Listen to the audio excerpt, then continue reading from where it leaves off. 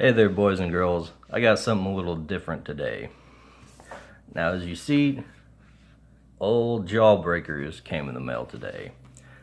Well, actually not today, this is a couple days later.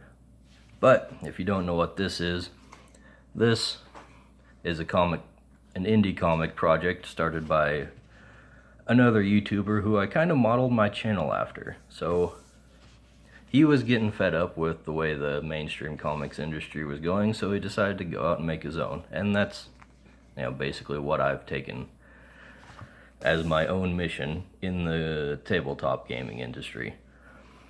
So I figured it would make sense for me to give it a review and a roast. Because to be honest, I've never been a fan of Western style comics. I used to be into manga, like back in my high school days, then I kind of fell out. And I dug through my old issues of Shonen Jump to kind of find some comparisons to see if my memory was correct about the way the stories were written and all that. And yes, I was right. So I'll be talking first about the book, but also kind of about what I've, how to put this, what I'm not fond of about the Western style comics. And so, well, this is my first comic review, so I guess we're gonna have to do our best impression of diversity in comics, aka Comics Matter, aka Think About Comics, aka your boy Zach, government name Richard C. Meyer. And, well, I did have a furry little friend to replace his Luna, but she's wandering off. Thanks. Bye, Fidget. That would be my parents' cat, because they're on a cruise and I'm cat sitting. So, into the book. Oh, I think I'm upside down. Oh, maybe not. Okay. Okay. Now the cover. It's Ethan Van Sciver. You can't really go wrong with this. There's not a whole lot to complain about. Now I will say he's got the general comic book style, which I'm not fond of, because you see, it's basically a fully rendered painting on top of a line drawing, which I think looks really awkward. It's got the cross-hatching for the shading in the drawing, but then they just do normal rendering and the coloring. That's a little weird to me. I've never been fond of that look. And the little Splato logo, I like that. That's good stuff. Now, right off the bat, we get right into the action. And I'm gonna complain. You know what? I don't know these characters. I mean, I kind of know them. I've heard stories about them. Vague, this is kind of what happened stories because I followed the book. But I don't know their powers. I don't know what they do. Well, okay, I kind of know their powers, but it's gonna show up later on that their powers are not all well defined, and I'm gonna complain. I'm gonna critique that. So, right off the bat, a page giving us a little blurb on each character would be nice. I know that's something a lot of people complain about when it's actually done, but here's the thing. If it's there and you don't like it, you can just turn the page and not read that. You don't have to read it. You can just skip it. But if it's not there, then those of us who like that, or if you're confused later on by what's happening in the story, then you can't, there's nothing there to help. So anyways, story starts off, they're ending a mission and, I don't know, didn't go so well apparently. They're flying off to Uganda or something. And just a little aside, John Malin's got some pretty good art, but these gross veins on everyone's neck kind of bug me. So we're in Uganda, whatever. By the way, there will be spoilers. Turn it off now if you don't want to see them. Because I can't stop myself from revealing things. And blah blah blah, they're fighting this giant ape. Now right off the bat here, we're using powers, that's good. We can see what's happening. But, oh, by the way, good things. Richard's very good at writing action. I'll tell you that right now. The action scenes are really well thought out. And they're actually pretty creative. A lot of this feels like, I don't know, I guess I kind of have flashbacks to like missions playing XCOM, because it feels like the tactics are very tight. And I always like my tactical combat games because that's the epitome of fun to me. But anyways, right here, where we get into this whole superpower murkiness thing. Now they kind of load up with cuffs here and Silkworm, and he throws him right into the monkey. Now at this point I'm thinking, wait a second. Silkworm he has psychic cocoons, right? He's something about magic giving him his powers, but is he super strong? Surely this impact would have crushed his body if he had no powers. Or did he cocoon himself? That was my first thought. Did I miss something? Did he spin a cocoon around himself to kind of make himself into a bullet or something? I wasn't sure what's going on, but I don't know. I guess Silkworm is super strong at this point. And that's brought up later. Let's go skip ahead into the next story here, and we'll see. Geez, where the heck is that? Okay, we're getting there. We're getting there.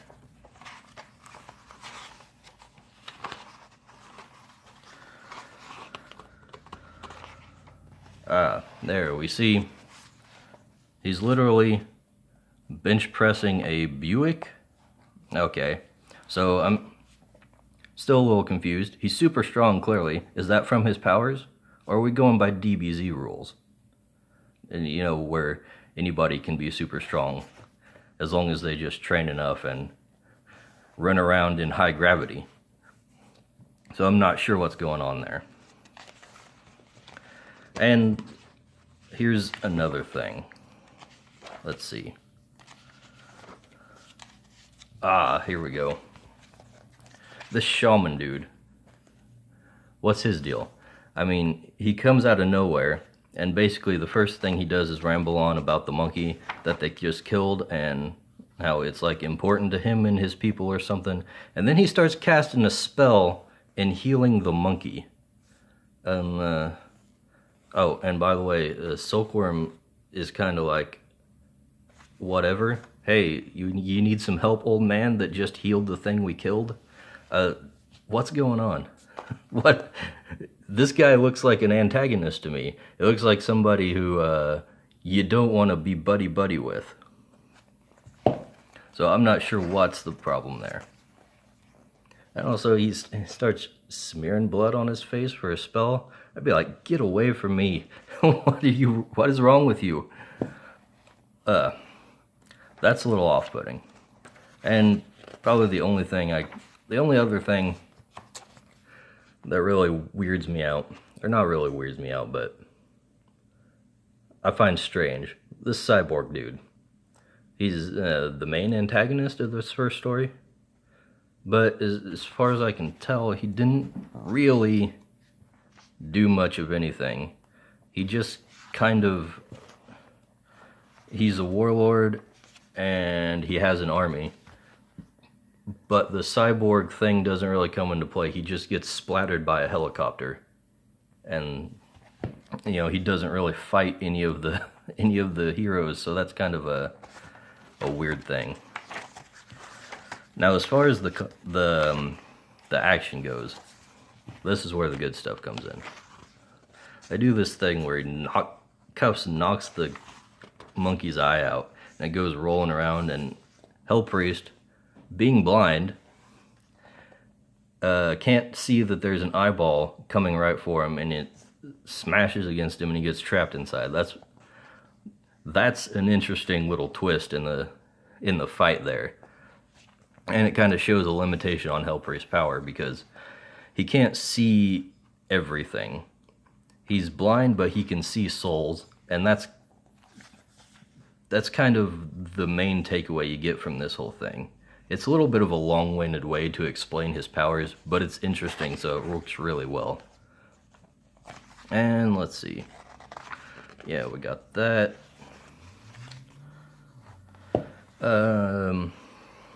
Anyways, there's not a whole lot to say about the first story. It's just generally fun. It's in the second one that things start to get a little weird. Now, obviously, they see the art style is a major change. That's another thing I don't like about Western comics, is that you go from issue to issue, and sometimes the writers and the artists are completely different, so everything looks different. And even the character designs aren't always consistent. Like, what the heck does Peter Parker look like? Can you describe Peter Parker to me? Like, in detail, in enough detail to draw him? How about Bruce Wayne? Probably not. No, I don't think you can, because they're always drawn in different ways. They're always drawn in different styles. They barely have any resemblance to each other between those styles. And it's not so bad with Jawbreakers. They have pretty distinct looks. But that's a thing that drives me crazy about these kind of comics. And now, starting in, the art looks a little weird compared to the last one. It's sloppier, less polished, but whatever. It doesn't really detract from the story, I'd say. Now, when they first start out, they're raiding this base. They do this thing where Hell Priest comes in. He just acts like a generic priest who's, preaching fire and brimstone at some people, and then acts like he's confused, he got the wrong one, but he's been scouting out the place the entire time, seeing how many people are there. And then we see that, Silkworm and Cuffs are now pushing a tank through the forest so they don't have to start up its engines and give off their position with a heat signature. So that's, like I said, he's good at writing the action. He's got good ideas about strategy, and also the art style. Going back, looking at Devil Dog, even in the mask, I was not really expecting him to look like a male model clone of Donald Trump when he took it off. That doesn't work for me. I don't know. That's a little weird. But here's another thing. Let's see. Where is it? Oh yeah, it's on the next one. So basically they're rescuing these girls from being captured by the stupid cat. Okay. Back to the story. So they're rescuing some girls. The main guy that's got him captured in his military compound, he's got a switch that will blow the girls up if he dies, and drops it, a dead man switch or whatever you call it. And Silkworm shoots him. Okay? Yeah. But the whole time he was spinning his psychic cocoon to protect the girls from the blast. And that's good and clever. Thing is, here's the thing. He says, after the fact, after we've resolved it all, we mention a limitation on his powers. One of them says, "Since when could you spin sonic cocoons without moving your hands, Silkworm?" "I was moving my hands. The gun was just for show." Okay, we're gonna have to take a little break from the comics and talk about what is it? Forget the exact way it's worded, but like Sanderson's laws of magic or something. I don't know. I'll have to look it up. Anyway, Brandon Sanderson is a story. He's a fantasy writer, and he writes a lot of novels. So he's got these particular rules he made up about creating magic systems and things like that. And one of them says that your ability to solve a situation with magic or any kind of supernatural power, really, is directly tied to how much the reader knows about that, at least in a satisfying way. So the more the reader understands the powers you're dealing with, the more satisfying the payoff is when you use those powers in a way to solve a problem. And the thing with this is, you told us the rules after the problem was solved, so it wasn't a satisfying thing.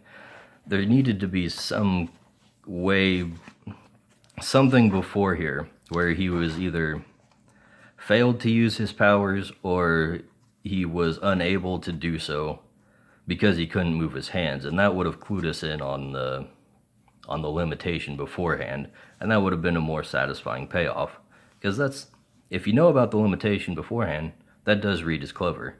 But you wait until after it happens. That's a little weird. And also, we get a little thing about knife hand. They say earlier in the fight that he shouldn't use his powers because, where is that? They don't want him to use his powers because it clues his ninja clan in on his position, and they're trying to hunt him down. And of course, when he uses it at this point, they show up.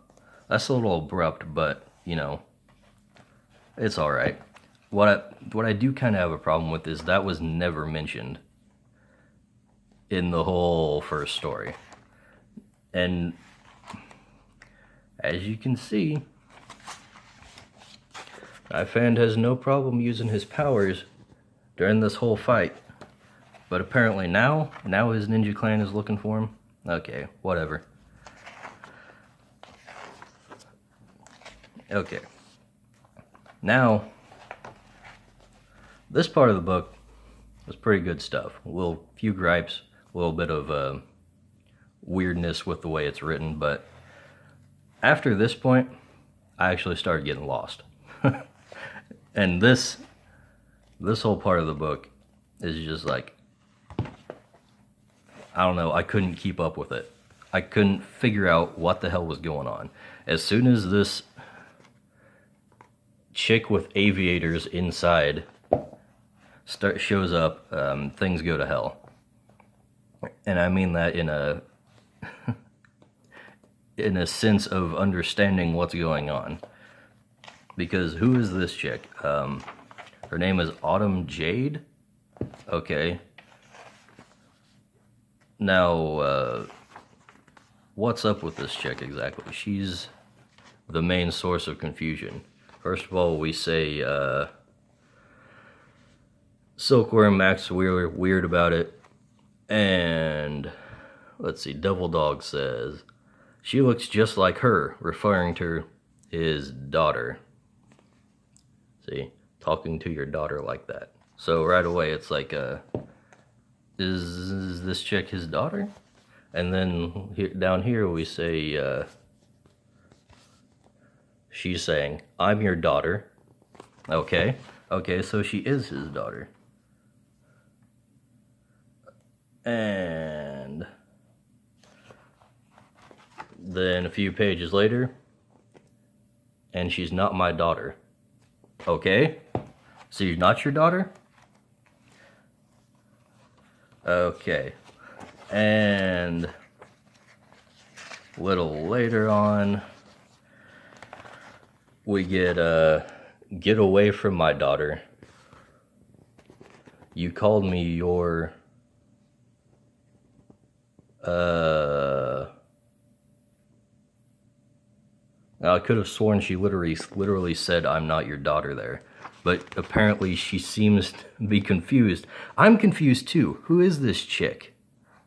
Is she his daughter? Is she not his daughter? Is she lying about being his daughter? Is she trying to portray himself as her daughter to confuse him? Is he lying to the other guys that is his daughter, but he doesn't want them to know? What's going on? So that's the main thing. I don't know who that chick is, even though they've apparently explained it a few times. Now, here's a little critique here of the whole Western comics things. You see this panel? You see all those speech bubbles? That's an awfully long conversation to have in one panel, I think. Now look, the thing about comics is that it's like a novel, except all of the narration is handled through visuals. So the thing, when you're writing a novel, the thing people will do is that, well, here's what they won't do. They won't do, here's a quote in some dialogue between two characters. Here's a quote, quote, quote, quote, quote, quote, quote. They don't do that. They give a quote, then they give some narration, detailing the character's demeanor, their facial expressions, their body language, whatever. And then they give another quote, and then they return it with the other character, and then narrate, and then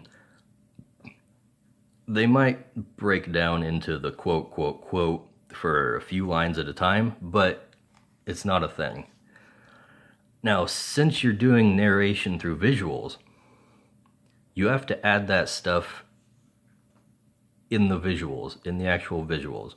It doesn't really work when you just put in a big string of lines as in one picture, because they're not going to be in this position the entire time they're talking. And that really hurts the pace of the conversation. And it's kind of a thing throughout the whole book, and it's the kind of thing that is very common in this style of comics. And you can see, I marked this specifically in my Shonen Jump.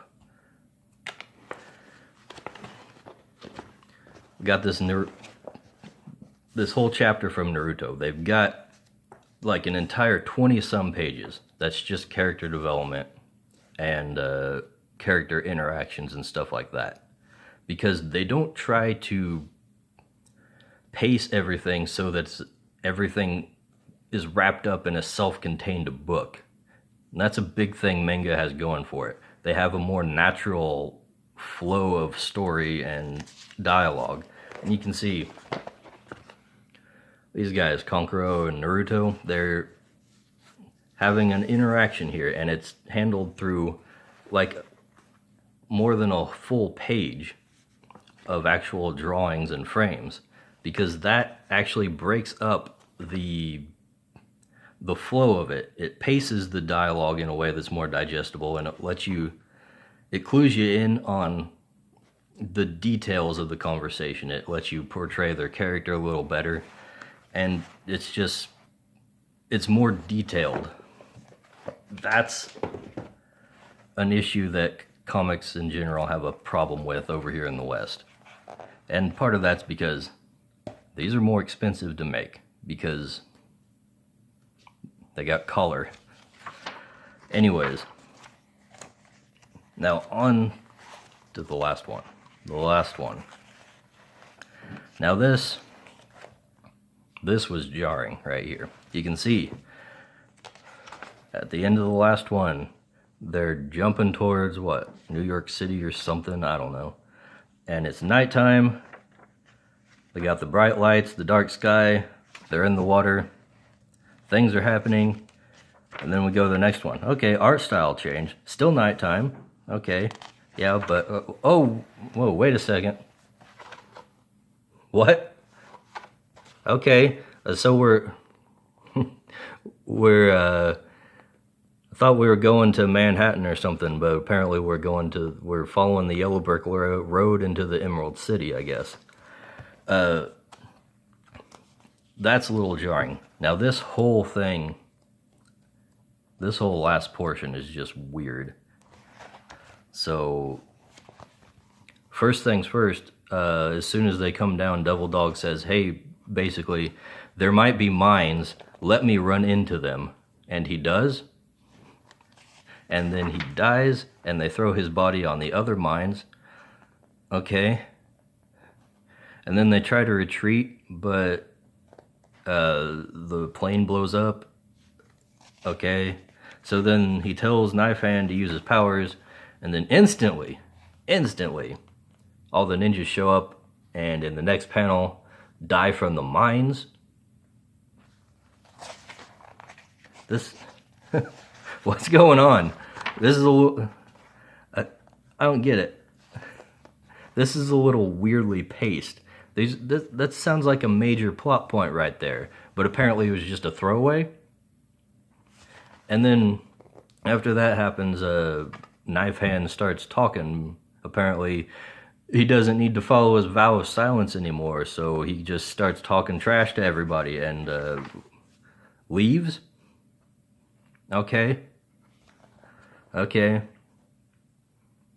I thought at first, like, oh, there must be some kind of illusion or some kind of spell on everybody, because this whole thing with Devil Dog blowing up, that's not Devil Dog, that's a plane. Well, that is Devil Dog. I don't know, it didn't feel like there is it didn't feel like it was something I was supposed to grieve over. It just felt like a comedy routine, honestly. And then they walk into the city, and Hell Priest just finds some random kingpin dude and starts punching him. Also, we don't know who this guy is, really. They say his name, and they mention he's a gangster. And then that's it. He doesn't really have a bigger part in the story. And then we have another guy. I don't know, is this a hero or a villain? But apparently they know him, and then he tells them about the origin of the main bad guy right here that they're going up against, God King. And it gets a little weird. There's no ramp up. We immediately just jump into this story about like different dimensions and space travel or something, and it's like, what? And like, we haven't really seen what the heck this villain is. They haven't really spilled much information on him to begin with, even though they were briefed on it by Silkworm's daughter, not daughter. And it's just very confusing. And of course, this thing. Looks like it's coming through the ceiling. Is that God King? I don't know. I'm as confused as you are, buddy. Apparently not, because, I don't know, he's 7 feet tall, maybe? He's not some giant like he looked like. Anyways, also, Silkworm's daughter, not daughter, comes flying in on a jet. She's some kind of teleporter. Can port him away from us? No, I'm not the Prime. Alright, okay. Cool. What's that have to do with anything? And then we get Doctor Strange, not Doctor Strange. Psychic Surgeon, is that what they call this guy? I don't know. Psycho Surgeon. Okay. He's a wizard, and he does this thing that takes their spirits out of their bodies so they can hide from the robot that thinks they're dead, and then he dies. And that's basically where we end up. Okay. Alright, so just to recap. Action, good. First part, pretty good. First part of the second part, really good. Art's a little weird, like that. He's got the cross hatching over part of his face, but not the rest of it. I don't know. But after a certain point, it just starts breaking down. I think it was rushed at that point. Yeah, after this chick shows up, everything just kind of breaks down. Before that, it's pretty good. That's a good, what, 2/3 of the book? That was actually good. Last one needs some work, and apparently that's where we're going to pick up with the next issue. So, I don't know. I hope the next one kind of takes into consideration pacing a little bit better and not... Look at this. Look at all that dialogue in one picture. No. Like, a picture's worth 1,000 words, but you can only cram so much stuff in one picture. You can't cram this passage of time into one picture. It doesn't work. Anyways, that's what I got to say about Jawbreakers and Western comics. Thanks for watching. Don't forget to subscribe. Leave me some comments. What do you think about this? Have you read it? And I'll see you guys later.